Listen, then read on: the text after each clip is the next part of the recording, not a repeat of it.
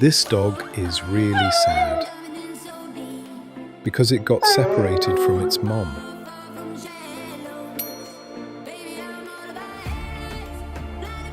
They are taking her away, even though she is fighting it.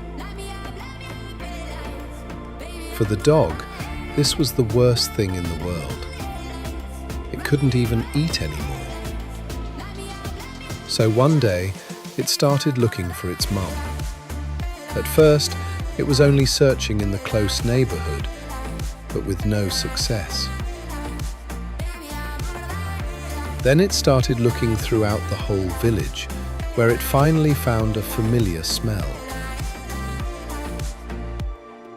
Mum was never gone.